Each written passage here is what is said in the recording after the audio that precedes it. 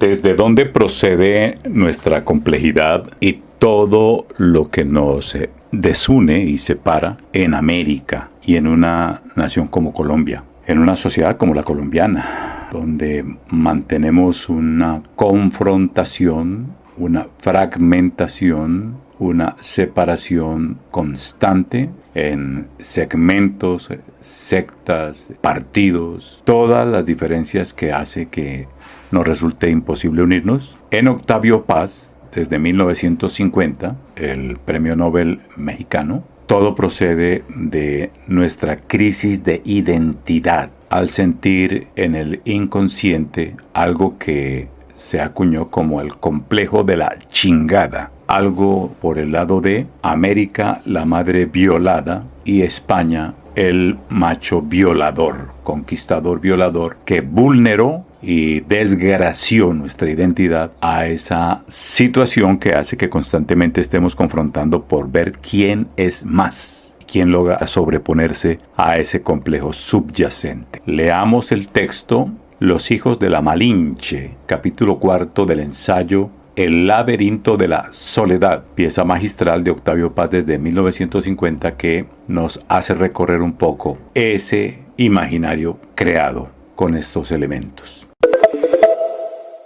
Los hijos de la Malinche. ¡Viva México, hijos de la chingada!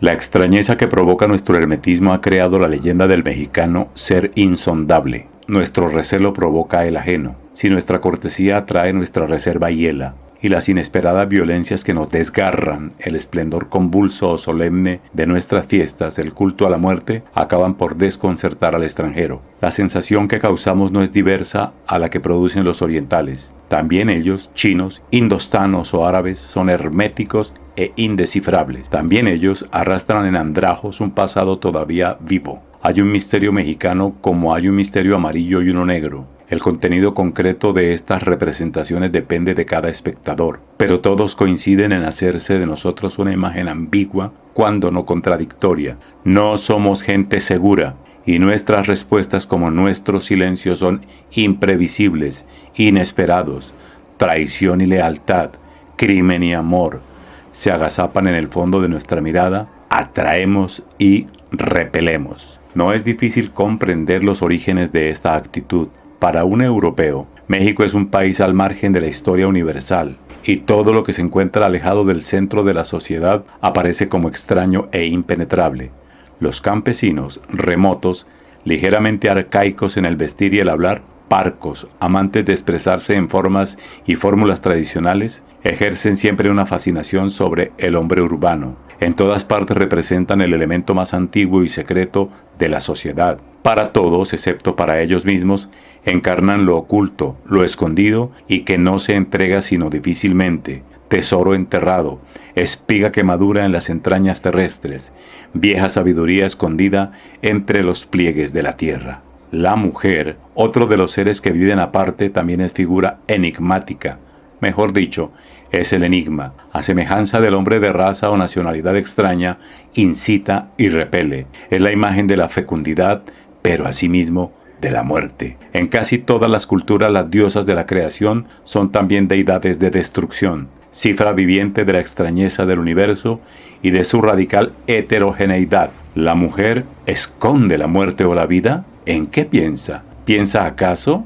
¿Siente de veras? ¿Es igual a nosotros? El sadismo se inicia como venganza ante el hemisferio femenino o como tentativa desesperada para obtener una respuesta de un cuerpo que tememos insensible. Porque, como dice Luis Cernuda, comillas, el deseo es una pregunta cuya respuesta no existe, cierra comillas. A pesar de su desnudez redonda, plena, en las formas de la mujer siempre hay algo que desvelar. Eva y Cipris concentran el misterio del corazón del mundo.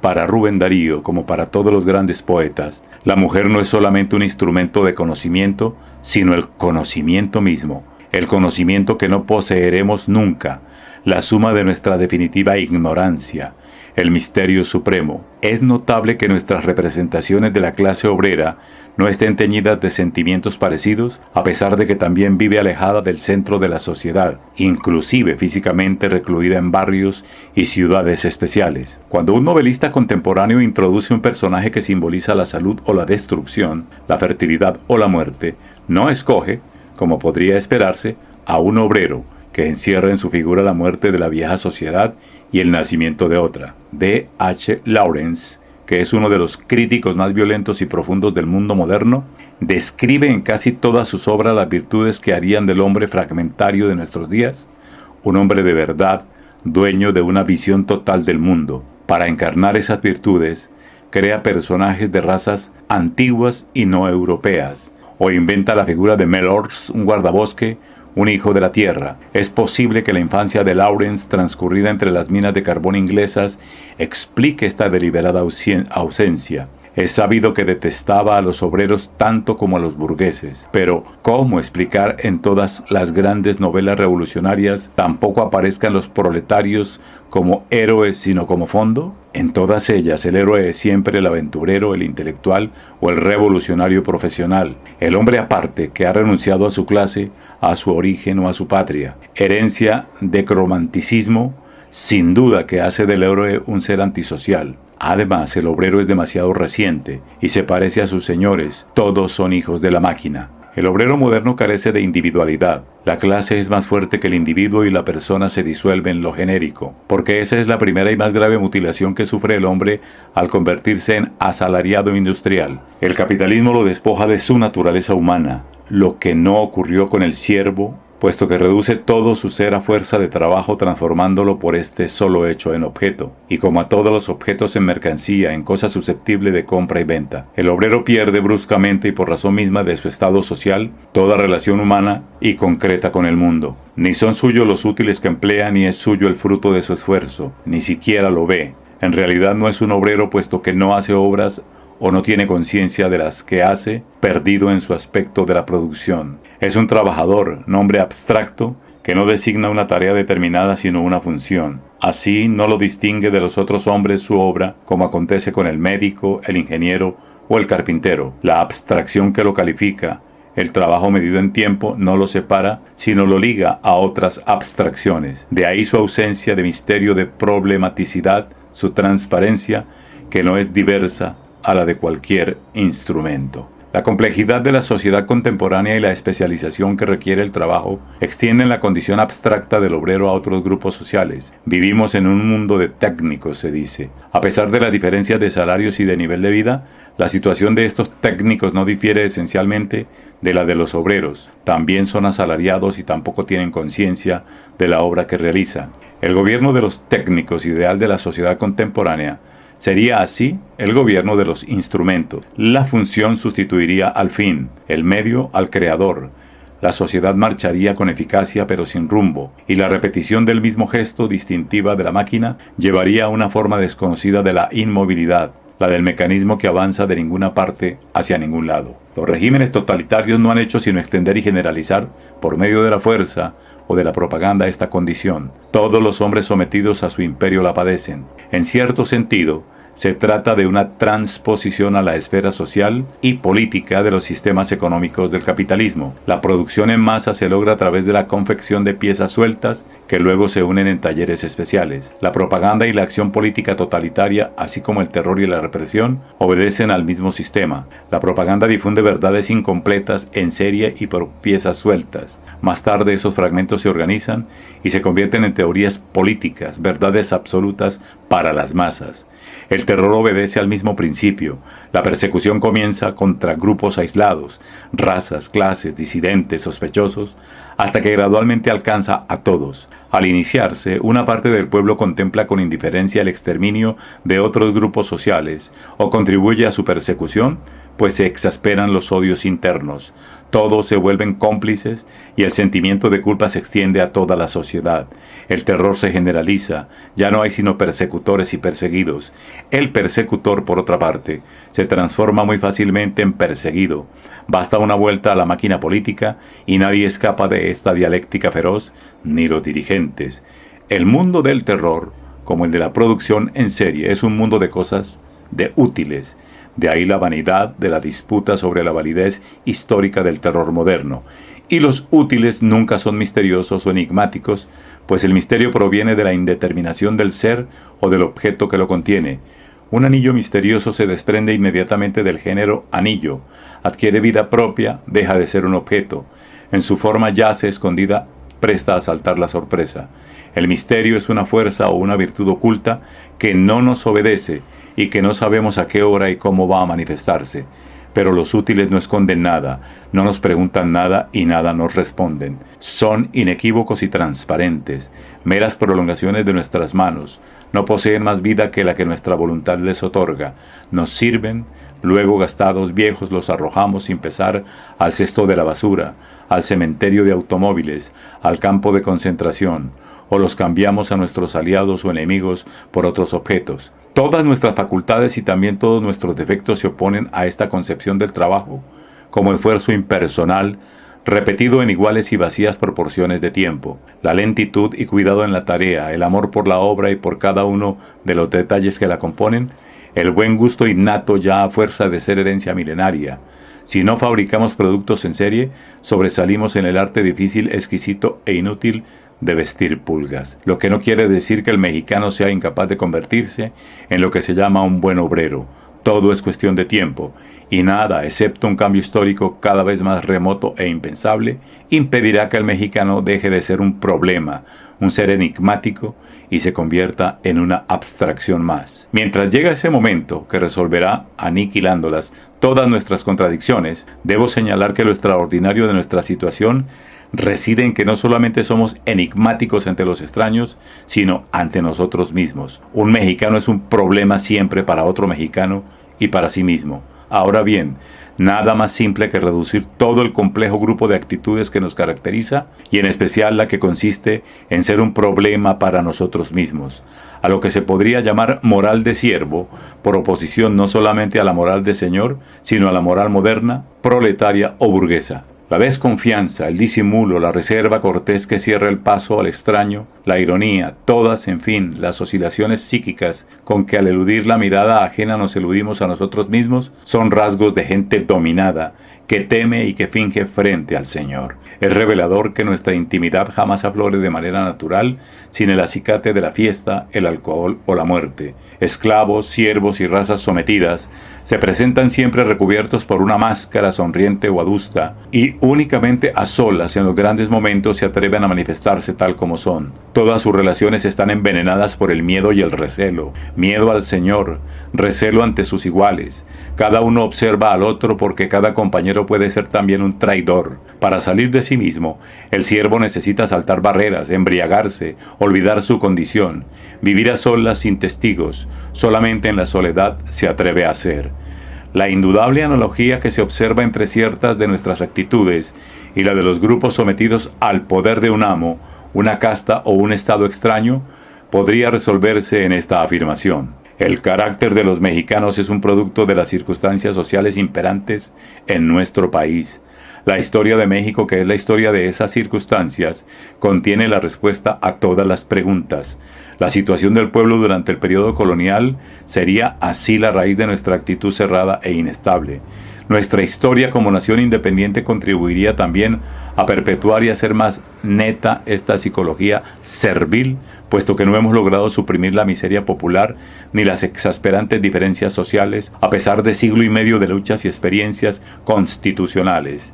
El empleo de la violencia como recurso dialéctico, los abusos de autoridad de los poderosos, vicio que no ha desaparecido todavía, y finalmente el escepticismo y la resignación del pueblo, hoy más visibles que nunca, debido a las sucesivas desilusiones postrevolucionarias, completarían esta explicación histórica.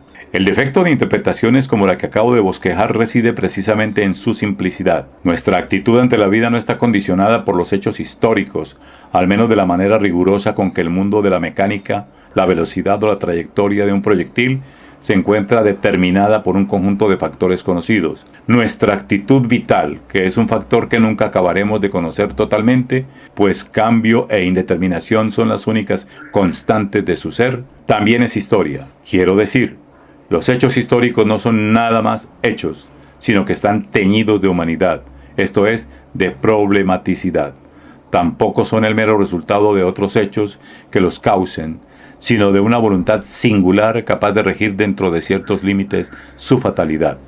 La historia no es un mecanismo y las influencias entre los diversos componentes de un hecho histórico son recíprocas, como tantas veces se ha dicho. Lo que distingue a un hecho histórico de los otros hechos es su carácter histórico, o sea, que es por sí mismo y en sí mismo una unidad irreductible a otras, irreductible e inseparable.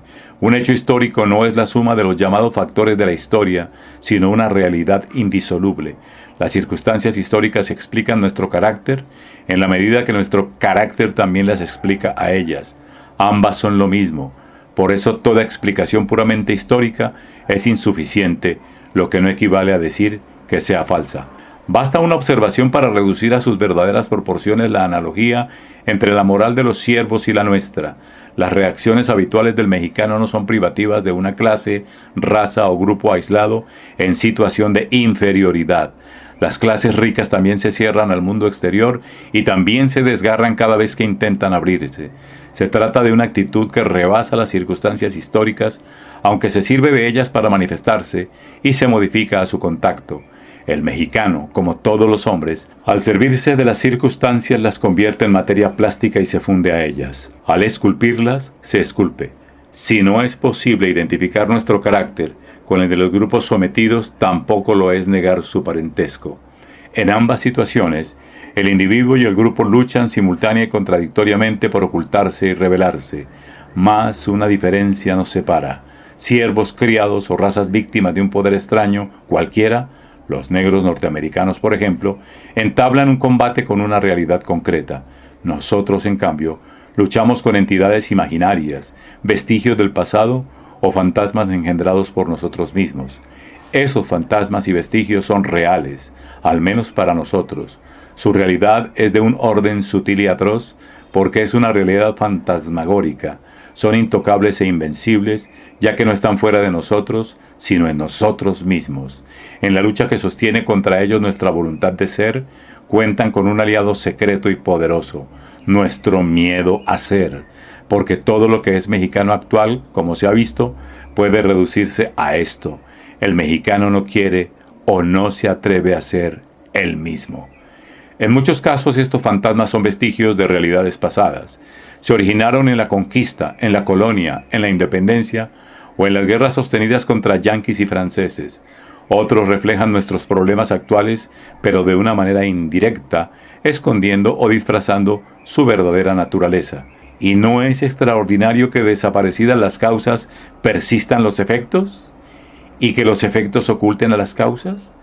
En esta esfera es imposible escindir causas y efectos.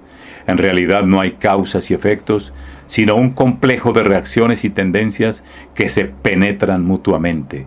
La persistencia de ciertas actitudes y la libertad e independencia que asumen frente a las causas que las originaron conduce a estudiarlas en la carne viva del presente y no en los textos históricos.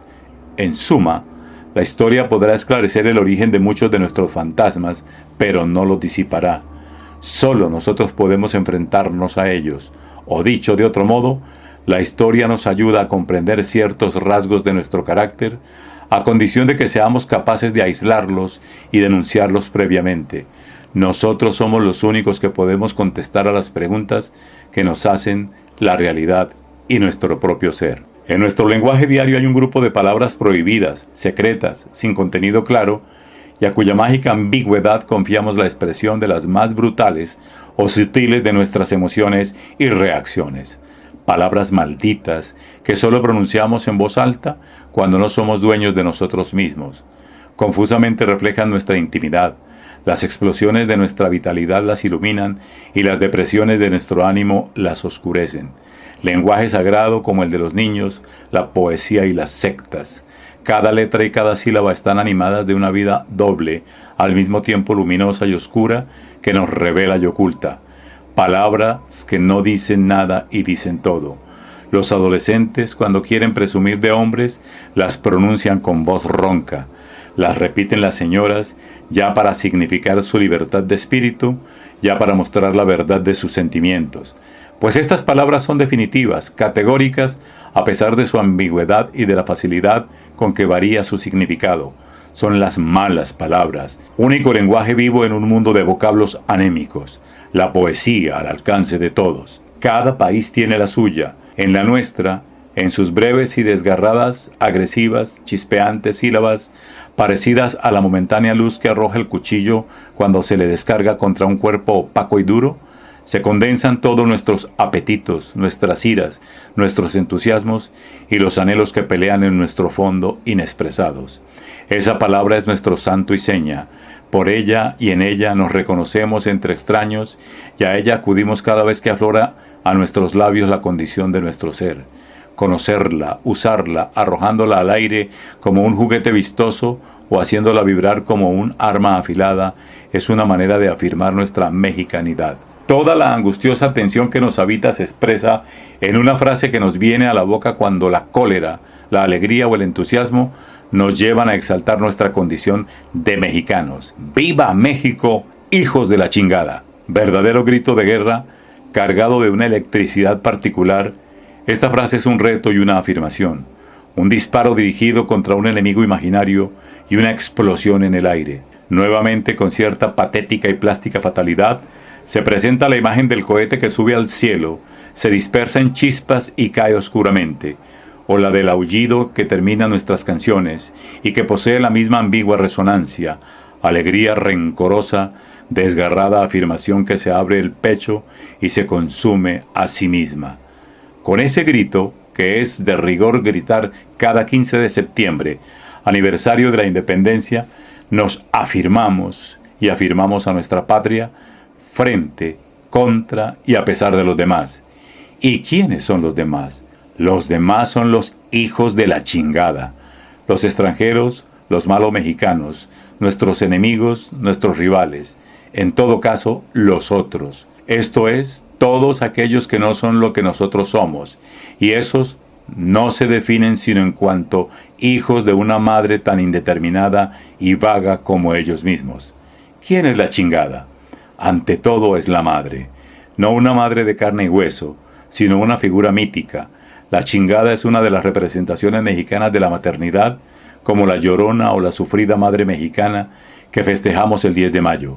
La chingada es la madre que ha sufrido metafórica o realmente la acción corrosiva e infamante implícita en el verbo que le da nombre. Vale la pena detenerse en el significado de esta voz. En la anarquía del lenguaje en la América española, Darío Rubio examina el origen de esta palabra y enumera las significaciones que le prestan casi todos los pueblos hispanoamericanos. Es probable, y su procedencia azteca, chingaste es Xinachtli, semilla de hortaliza, o Xinaxtli, aguamiel fermentado. La voz y sus derivados se usan en casi toda América y en algunas regiones de España, asociados a las bebidas alcohólicas o no. Chingaste son los residuos o heces que quedan en el vaso, en Guatemala y El Salvador. En Oaxaca llaman chingaditos a los restos del café. En todo México se llama chingre, o significativamente piquete, al alcohol. En Chile, Perú y Ecuador la chingana es la taberna. En España chingar equivale a beber mucho, a embriagarse, y en Cuba un chinguirito es un trago de alcohol. Chingar también implica la idea de fracaso. En Chile y Argentina se chinga un petardo. Cuando no revienta se frustra o sale fallido. Y las empresas que fracasan, las fiestas que se aguan, las acciones que no llegan a su término se chingan. En Colombia chingarse es llevarse un chasco. En La Plata un vestido desgarrado es un vestido chingado. En casi todas partes chingarse es salir burlado, fracasar. Chingar a sí mismo se emplea en algunas partes de Sudamérica como sinónimo de molestar, saherir, burlar. Es un verbo agresivo, como puede verse por todas estas significaciones. Descolar a los animales, incitar o hurgar a los gallos, chunguear, chasquear, perjudicar, echar a perder, frustrar. En México los significados de la palabra son innumerables. Es una voz mágica. Basta un cambio de tono, una inflexión apenas, para que el sentido varíe. Hay tantos matices como entonaciones, tantos significados como sentimientos. Se puede ser un chingón, un gran chingón, en los negocios, en la política, en el crimen con las mujeres. Un chingaquedito, silencioso, disimulado, urdiendo tramas en la sombra, avanzando cauto para dar el mazazo. Un chingoncito, pero la pluralidad de significaciones no impide que la idea de agresión en todos sus grados, desde el simple de incomodar, picar, herir, hasta el de violar, desgarrar y matar, se presente siempre como significado último. El verbo denota violencia, salir de sí mismo y penetrar por la fuerza en otro, y también herir, rasgar, violar cuerpos, almas, objetos, destruir. Cuando algo se rompe decimos se chingó. Cuando alguien ejecuta un acto desmesurado y en contra de las reglas, comentamos hizo una chingadera. La idea de romper y de abrir reaparece en casi todas las expresiones. La voz está teñida de sexualidad, pero no es sinónimo del acto sexual. Se puede chingar a una mujer sin poseerla, y cuando se alude al acto sexual, la violación o el engaño le prestan un matiz particular. El que chinga jamás lo hace con el consentimiento de la chingada. En suma, chingar es hacer violencia sobre otro. Es un verbo masculino, activo, cruel, pica, hiere, desgarra, mancha, y provoca una amarga, resentida satisfacción en el que lo ejecuta. Lo chingado es lo pasivo, lo inerte y abierto, por oposición a lo que chinga, que es activo, agresivo y cerrado. El chingón es el macho, el que abre. La chingada, la hembra, la pasividad pura, inerme ante el exterior. La relación entre ambos es violenta, determinada por el poder cínico del primero y la impotencia de la otra. La idea de violación rige oscuramente todos los significados. La dialéctica de lo cerrado y lo abierto se cumple así con precisión casi feroz. El poder mágico de la palabra se intensifica por su carácter prohibido. Nadie la dice en público. Solamente un exceso de cólera, una emoción o el entusiasmo delirante justifican su expresión franca. Es una voz que solo se oye entre hombres o en las grandes fiestas. Al gritarla, rompemos un velo de pudor, de silencio o de hipocresía. Nos manifestamos tales como somos de verdad. Las malas palabras hierven en nuestro interior como hierven nuestros sentimientos. Cuando salen lo hacen brusca, brutalmente, en forma de alarido, de reto, de ofensa.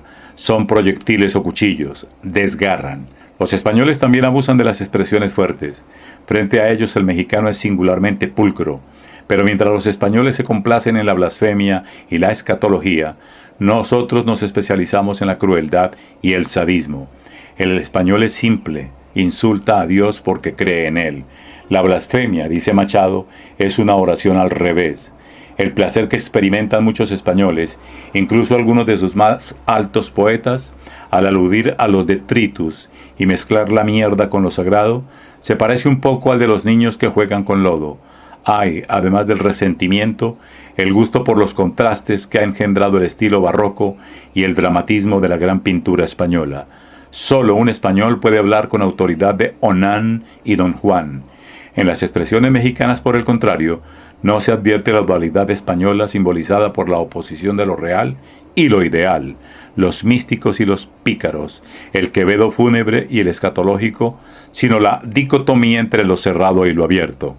El verbo chingar indica el triunfo de lo cerrado, del macho, del fuerte, sobre lo abierto.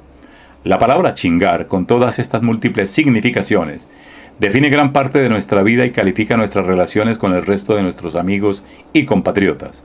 Para el mexicano la vida es una posibilidad de chingar o de ser chingado, es decir, de humillar, castigar y ofender, o a la inversa.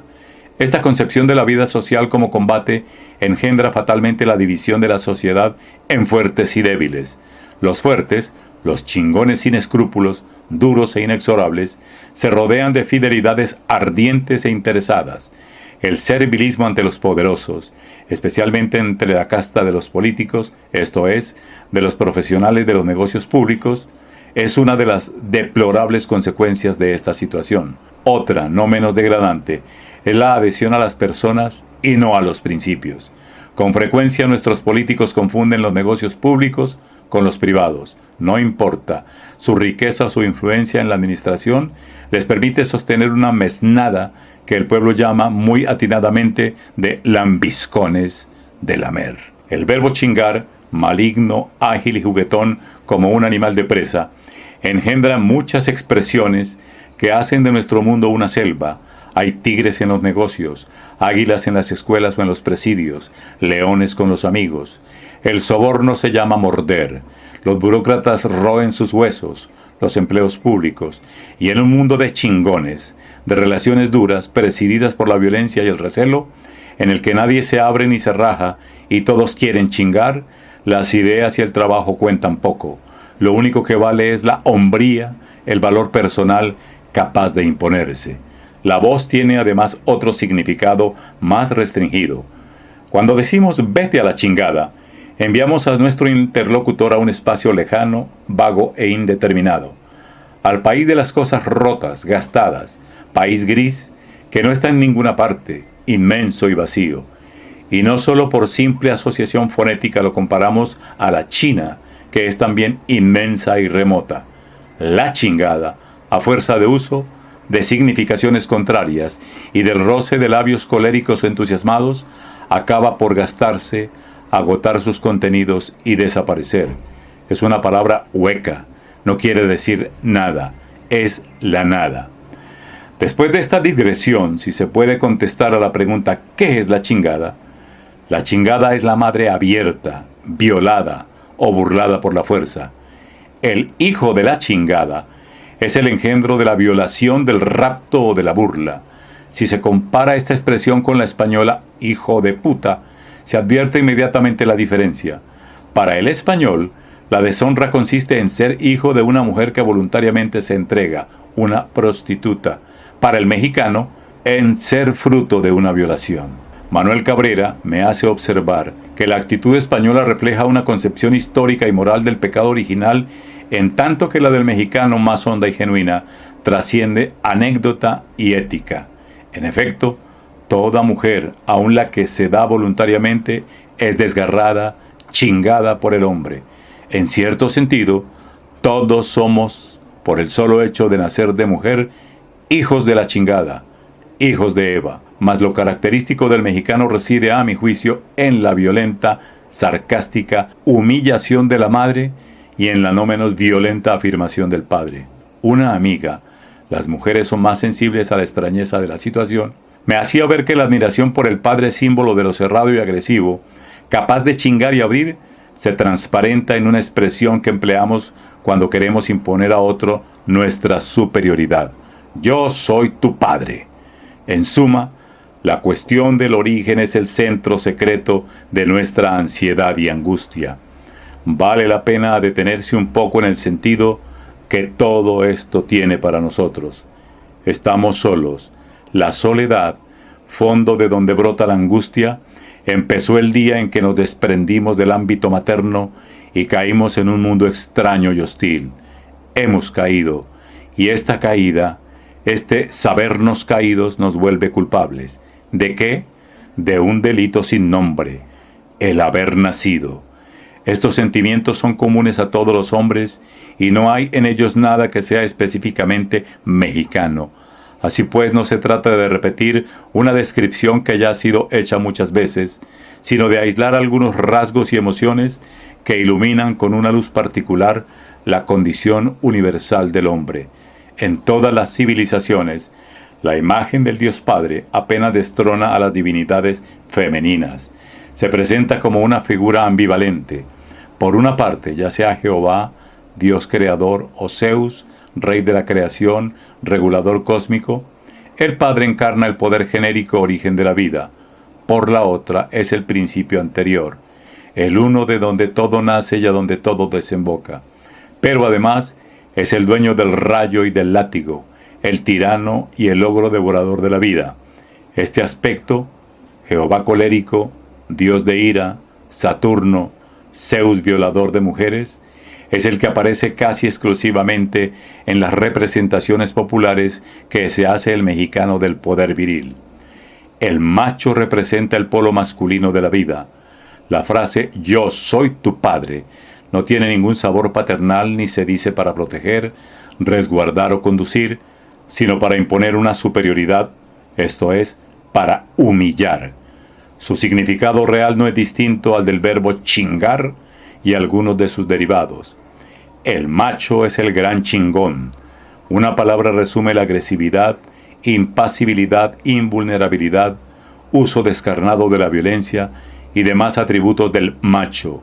Poder, la fuerza pero desligada de toda noción de orden, el poder arbitrario, la voluntad sin freno y sin cauce. La arbitrariedad añade un elemento imprevisto a la figura del macho. Es un humorista. Sus bromas son enormes, descomunales y desembocan siempre en el absurdo. Es conocida la anécdota de aquel que para curar el dolor de cabeza de un compañero de juerga le vació la pistola en el cráneo. Cierto o no, el sucedido revela con qué inexorable rigor la lógica de lo absurdo se introduce en la vida. El macho hace chingaderas, es decir, actos imprevistos y que producen la confusión, al horror, la destrucción. Abre al mundo, al abrirlo lo desgarra. El desgarramiento provoca una gran risa siniestra. A su manera es justo, restablece el equilibrio, pone las cosas en su sitio, esto es, las reduce a polvo, miseria, nada. El humorismo del macho es un acto de venganza. Un psicólogo diría que el resentimiento es el fondo de su carácter. ¿No sería difícil percibir también ciertas inclinaciones homosexuales, como el uso y abuso de la pistola, símbolo fálico, portador de la muerte y no de la vida, el gusto por las cofradías cerradamente masculinas, etc.? Pero cualquiera que sea el origen de estas actitudes, el hecho es que el atributo esencial del macho a la fuerza se manifiesta casi siempre como capacidad de herir, rajar, aniquilar, humillar. Nada más natural, por tanto, que su indiferencia frente a la prole que engendra. No es el fundador de un pueblo, no es el patriarca que ejerce la patria potestad, no es el rey, juez, jefe de clan, es el poder aislado en su misma potencia, sin relación ni compromiso con el mundo exterior. Es la incomunicación pura, la soledad que se devora a sí misma y devora lo que toca. No pertenece a nuestro mundo, no es de nuestra ciudad, no vive en nuestro barrio, viene de lejos, está lejos siempre, es el extraño. Es imposible no advertir la semejanza que guarda la figura del macho con la del conquistador español. Ese es el modelo más mítico que real, que rige las representaciones del conquistador español. Ese es el modelo más mítico que real, que rige las representaciones que el pueblo mexicano se ha hecho de los poderosos caciques, señores feudales, hacendados, políticos, generales, capitanes de industria. Todos ellos son machos chingones. El macho no tiene contrapartida heroica o divina. Hidalgo, el padre de la patria, como es costumbre llamarlo en la jerga ritual de la República, es un anciano inerme, más encarnación del pueblo desvalido frente a la fuerza que imagen del poder y la cólera del padre terrible. Entre los numerosos santos patronos de los mexicanos tampoco aparece alguno que ofrezca semejanza con las grandes divinidades masculinas. Finalmente, no existe una veneración especial por el Dios Padre de la Trinidad, figura más bien borrosa. En cambio, es muy frecuente y constante la devoción a Cristo, el Dios Hijo, el Dios joven, sobre todo como víctima redentora. En las iglesias de los pueblos abundan las esculturas de Jesús, en cruz o cubiertas de llagas y heridas, en las que el realismo desollado de los españoles se alía al simbolismo trágico de los indios.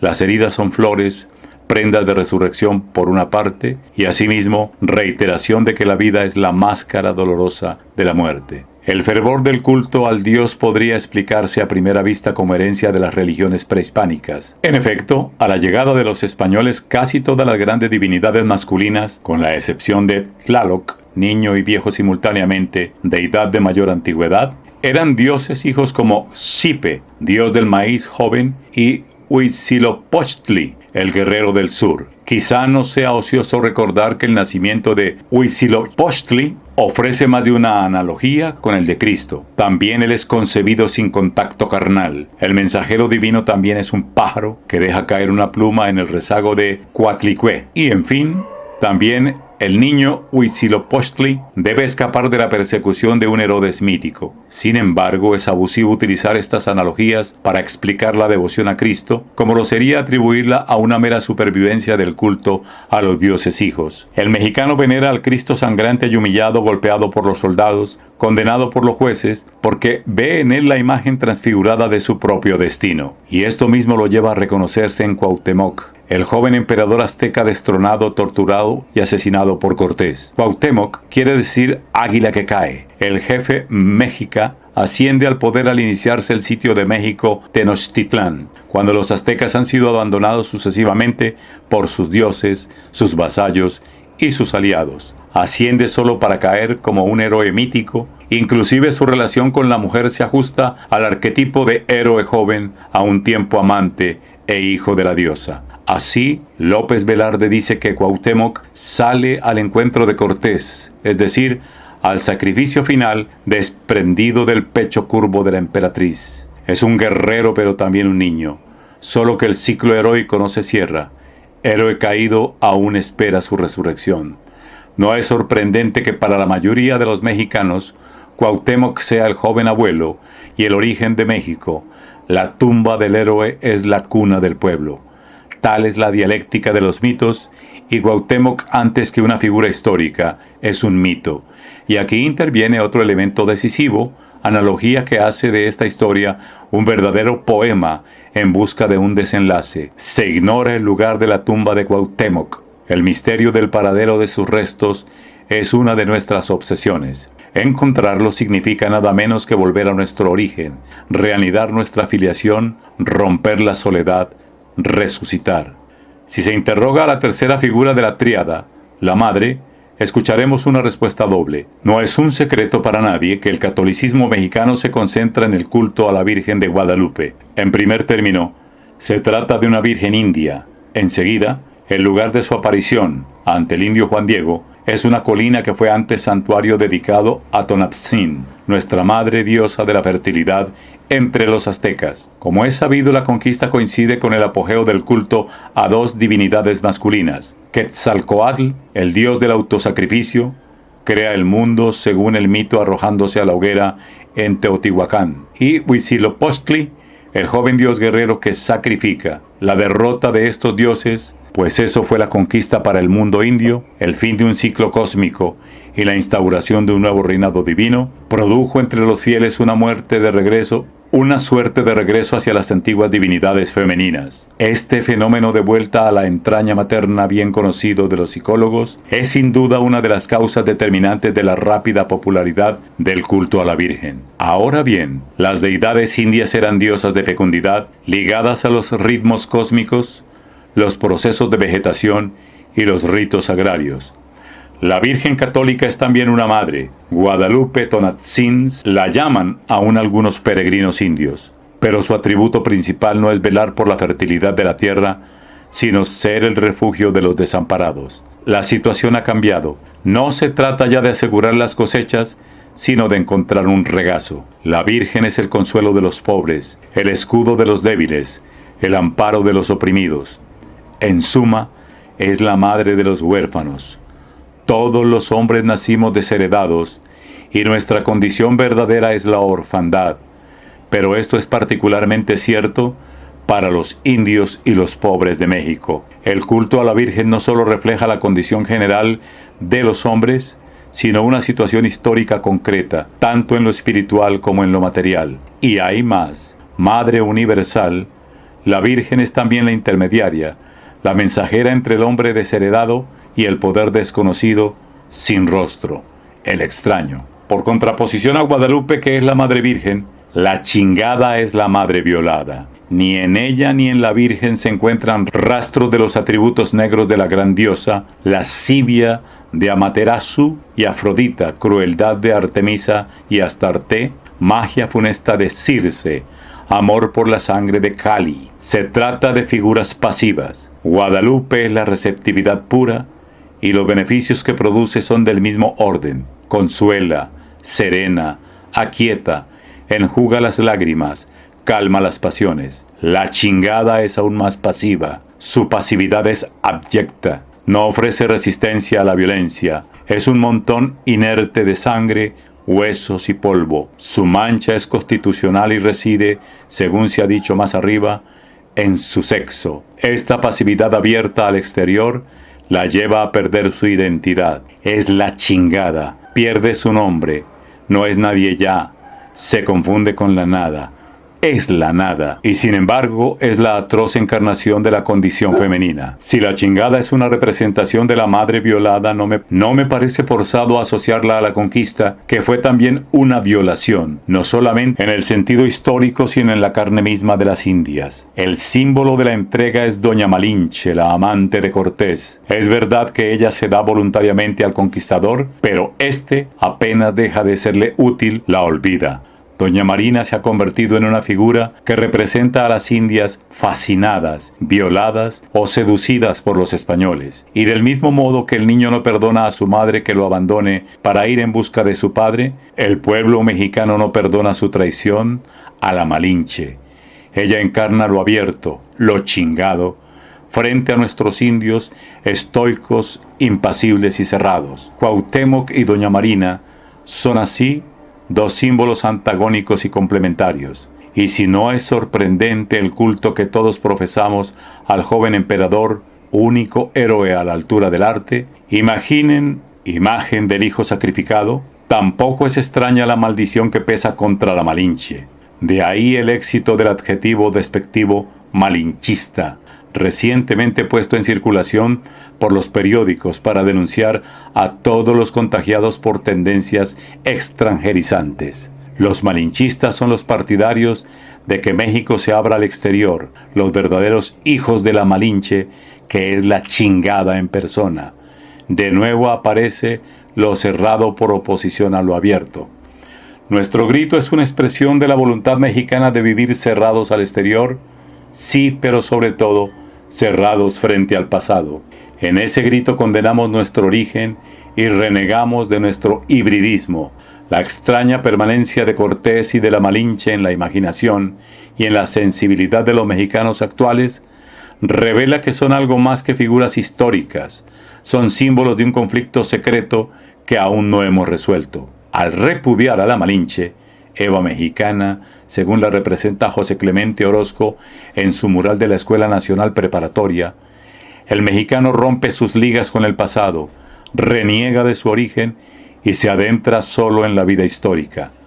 El mexicano condena en bloque toda su tradición, que es un conjunto de gestos, actitudes y tendencias en el que ya es difícil distinguir lo español de lo indio. Por eso, la tesis hispanista que nos hace descender de Cortés, con exclusión de la Malinche, es el patrimonio de unos cuantos extravagantes, que ni siquiera son blancos puros, y otro tanto se puede decir de la propaganda indigenista, que también está sostenida por criollos y mestizos maniáticos, sin que jamás los indios le hayan prestado atención. El mexicano no quiere ser ni indio ni español, tampoco quiere descender de ellos, los niega y no se afirma en tanto que mestizo, sino como abstracción.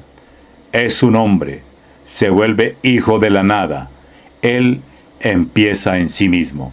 Esta actitud no se manifiesta nada más en nuestra vida diaria, sino en el curso de nuestra historia, que en ciertos momentos ha sido encarnizada voluntad de desarraigo. Es pasmoso que un país con un pasado tan vivo, profundamente tradicional, atado a sus raíces, rico en antigüedad legendaria, si pobre en historia moderna, solo se conciba como negación de su origen. Nuestro grito popular nos desnuda y revela cuál es esa llaga que alternativamente mostramos o escondemos, pero no nos indica cuáles fueron las causas de esa separación y negación de la madre, ni cuándo se realizó la ruptura. A reserva de examinar más detenidamente el problema, puede adelantarse que la reforma liberal de mediados del siglo pasado parece ser el momento en que el mexicano se decide a romper con su tradición, que es una manera de romper con uno mismo. Si la independencia corta los lazos políticos que nos unían a España, la reforma niega que la nación mexicana, en tanto que proyecto histórico, continúe la tradición colonial. Juárez y su generación fundan un Estado cuyos ideales son distintos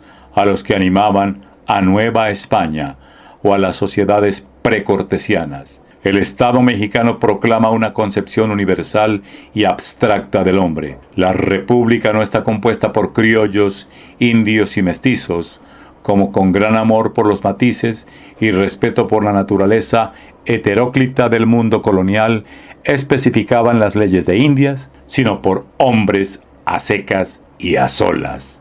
La reforma es la gran ruptura con la madre. Esta separación era un acto fatal y necesario porque toda vida verdaderamente autónoma se inicia como ruptura con la familia y el pasado. Pero nos duele todavía esa separación. Aún respiramos por la herida. De ahí que el sentimiento de orfandad sea el fondo constante de nuestras tentativas políticas y de nuestros conflictos íntimos. México está tan solo como cada uno de sus hijos.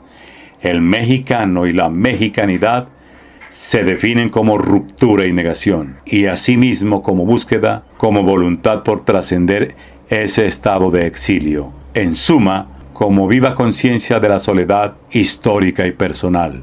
La historia que no nos podía decir nada sobre la naturaleza de nuestros sentimientos y de nuestros conflictos, sí nos puede mostrar ahora cómo se realizó la ruptura y cuáles han sido nuestras tentativas para trascender la soledad.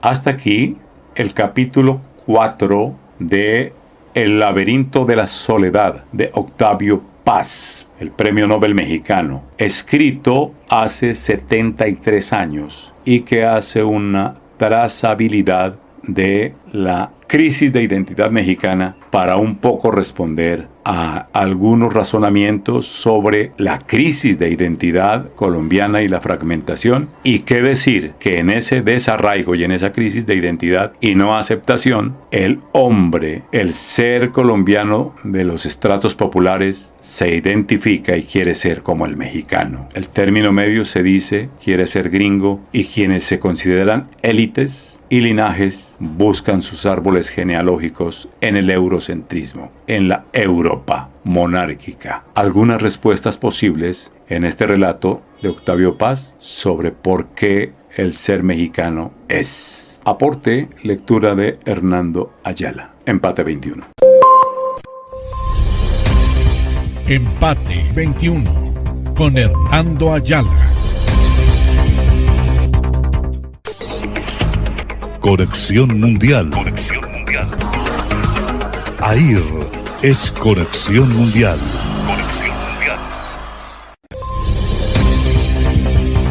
AIR, Alianza Internacional de Radio. AIR es mundial.